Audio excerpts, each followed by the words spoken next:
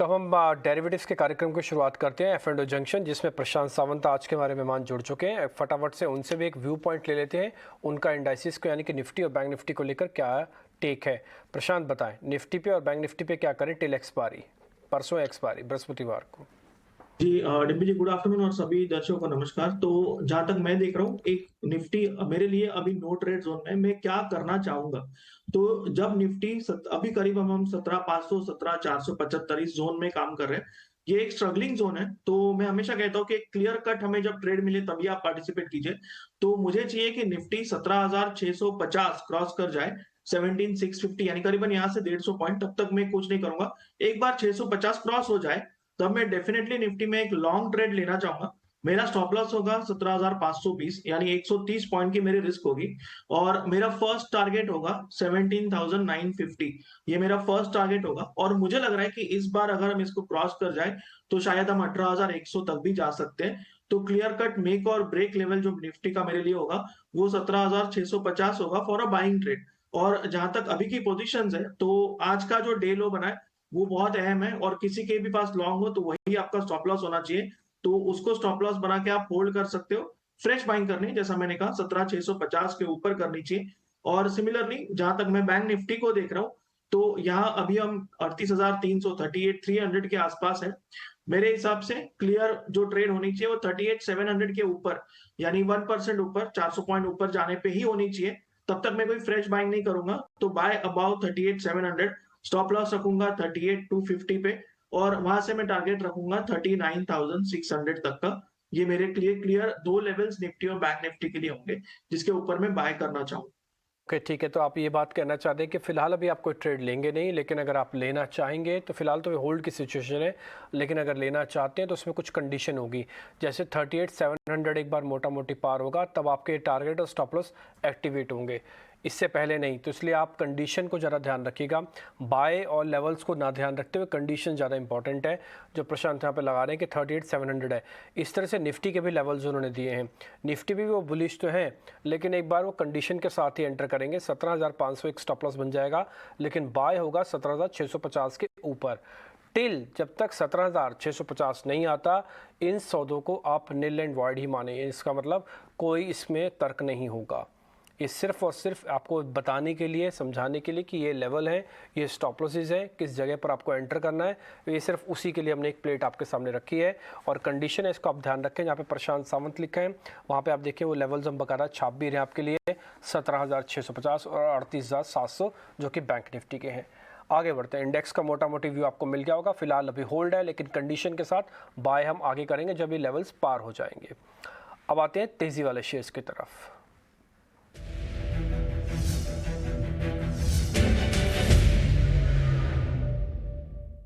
M&M और Jubilant foodwork दो हमने शेयर निकाले हैं। प्रशांत जी, एक बार जरा आप चेक करके बताइए इन दोनों में क्या करें। जुबलेंट का पुल बैक है तेजी से पिटने के बाद, अब फिर से M&M चलने लग गया, 2-2.5% है। एक ग्रोथ वाला, एक पुल बैक वाला शेयर है।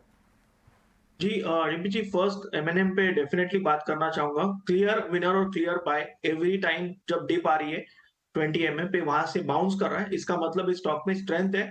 और जब भी बिकवाली आ रही है बिल्कुल भी वॉल्यूम नहीं है, तो डेफिनेटली ये बाय करना चाहिए। अभी करीबन 1260 के आसपास चल रहा है। हर बार छोटे रिस्क पे ही बाय कीजिए, ये मेरी सलाह होगी। तो मेरे हिसाब से अभी अगर हम बाय करने जाए तो हमारा जो स्टॉप लॉस है वो फिलहाल होना चाहिए 1240 के आसपास, 1240। और यानी हमारी 20 पॉइंट की रिस्क हो जाएगी। और टारगेट हमें फर्स्ट रखना चाहिए 1300 का, जहां यानी कि 40 पॉइंट्स का रिवॉर्ड होगा। अगर हम 1300 क्रॉस करके क्लोज हो जाए तो ये स्टॉक बहुत तेजी से 1330-40 के लेवल्स भी दिखा देगा। तो हम सिर्फ ट्रेल करते जाएंगे। फिलहाल 1240 स्टॉप लॉस एंड 1300 का फर्स्ट टारगेट। जहां तक जुबलेंट फूड्स की बात है, तो मैं जब इसको एमएनएम से कंपेयर करता हूँ तो मुझे क्लियरली दिख रहा है कि ये, जैसे कि आपने बिल्कुल कहा, ये एक पुल बैक का सौदा है। तो यहाँ पे रिस्क छोटी है, और क्या हम रेजिस्ट करेंगे ये पता नहीं। तो यहाँ पे मैं सिर्फ कहूंगा कि जिनके पास पोजीशन हो वो होल्ड करे।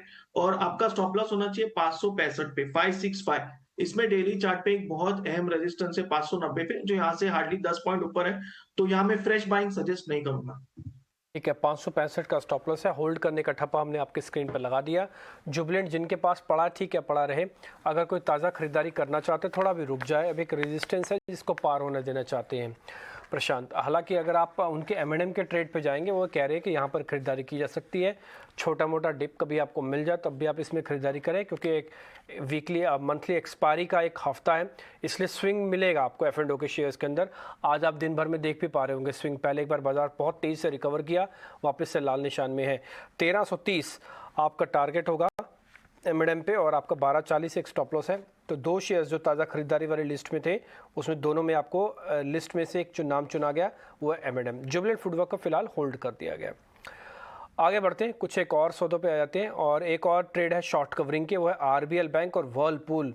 इन दोनों के अंदर हमको थोड़ी शॉर्ट कवरिंग देखने को मिल रही है। प्रशांत जी जरा चेक कीजिए क्या करें। जी, RBL बैंक, मेरी ये सलाह होगी कि आप 98 पे स्टॉप लॉस रख के ले सकते हो, यानी 4 पॉइंट आपकी रिस्क होगी। ये सिर्फ एक रिस्क रिवॉर्ड के हिसाब से मैं ट्रेड सजेस्ट कर रहा हूँ, क्योंकि जो डेली चार्ट पे गैप है 111 तक, उसी को हम टारगेट रखेंगे। तो 98 का स्टॉप लॉस और 111 112 का टारगेट रख के हम ये ट्रेड कर सकते हैं। और जहां तक वर्लपूल की बात है, तो ये 1800 के एक अच्छे लेवल पे ट्रेड कर रहा है, और इसने अपने 200 दिनों के एवरेज पे सपोर्ट लिया है।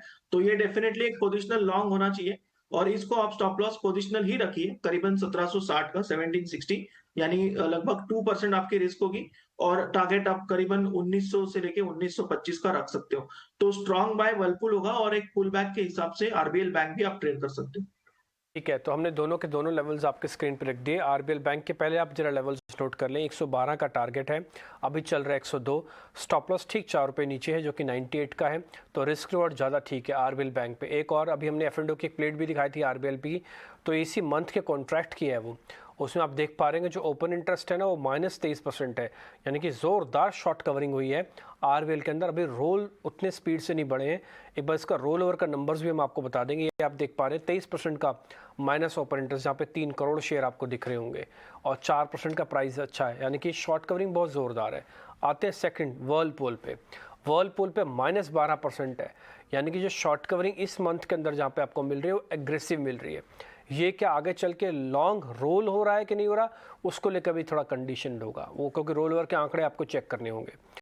फिलहाल 1925 का टारगेट आपका वर्लपूल का, और 1760 आपका स्टॉप लॉस है। ये प्रशांत के दो और पुल बैक वाले सौदों में से रिकमेंडेशन है।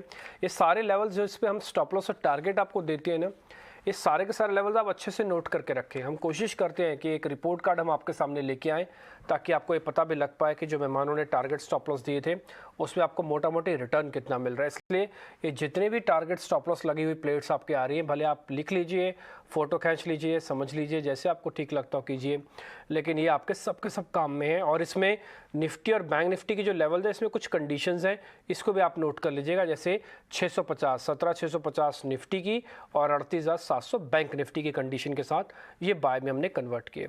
अब आते हैं मंदी के सौदों की तरफ, तो आज के फ्रेश शॉट्स देखते हैं।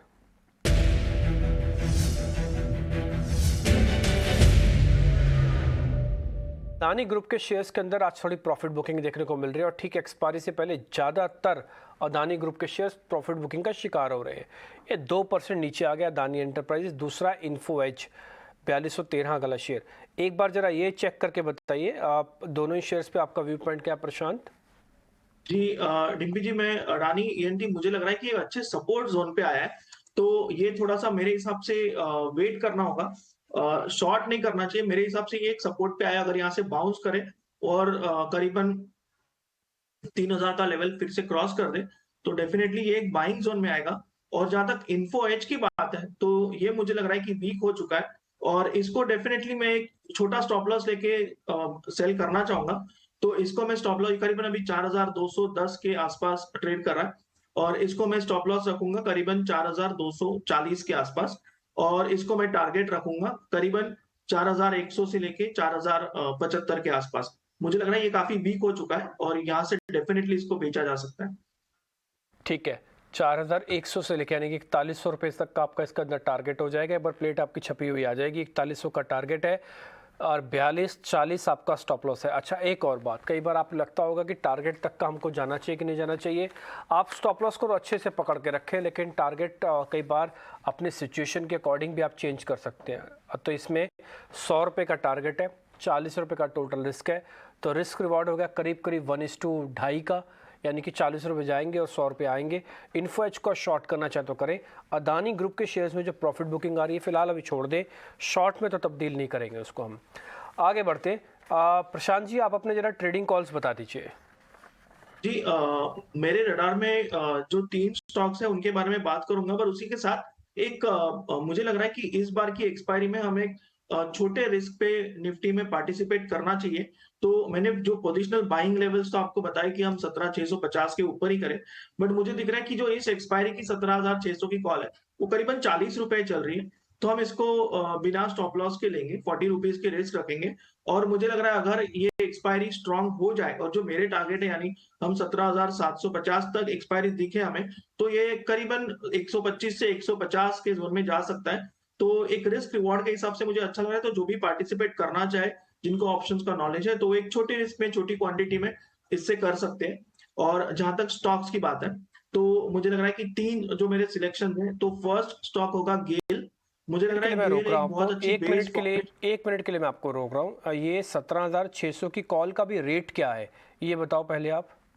जी, ये अभी चल रही है करीबन 40 के आसपास। 40 रुपये। आप स्टॉप लॉस बता रहे हैं इसका जीरो रख दिया, यानी कि 40 रुपये जीरो हो जाएगा।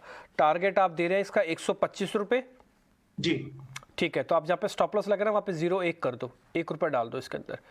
ठीक है, और दूसरा डाल दो 125 रुपये का टारगेट है, ऊपर डालो 17,400 की 600 की कॉल है इसी एक्सपायरी की जो परसों जाने वाली है, और 40 रुपये का भाव है सामने। अच्छे से इस फोटो खींच लो इस प्लेट की।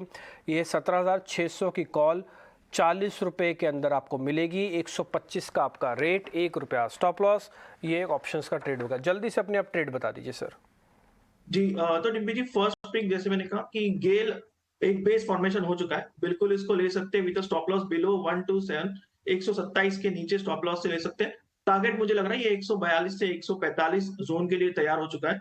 ये मेरा फर्स्ट पिक होगा। नेक्स्ट पिक होगा इंडसइंड बैंक। एक अच्छी स्ट्रॉन्ग रैली के बाद एक अच्छे अहम सपोर्ट पे आया है, तो इसको मैं स्टॉप लॉस पोजिशनली रखूंगा 1015 के नीचे, यानी करीबन 1010 1012 के आसपास में स्टॉप लॉस रखूंगा। और मैं इसका टारगेट रखूंगा 1175। ये सितंबर के लिए एक पोजिशनल ट्रेड होगा बैंक्स में, इंडसइंड बैंक। और जो आखिरी पिक मेरा होगा वो एक फार्मा सेक्टर में काफी दिनों बाद स्टॉक एक ब्रेकआउट दिखा रहा है, वो है लुपिन। तो लुपिन को मैं स्टॉप लॉस रखूंगा 670 के नीचे, बिलो 670। टारगेट रखूंगा 745 से लेके 760 के जोन में। तो ये 3 मेरे आज के लिए पिक्स होंगे। ठीक है प्रशांत जी, बहुत बहुत शुक्रिया, थैंक यू वेरी मच आज के सौदे बताने के लिए और एक ऑप्शंस का ट्रेड बताने के लिए। 17,600 की जो आप कॉल बता रहे थे, बहुत शुक्रिया, थैंक यू वेरी मच।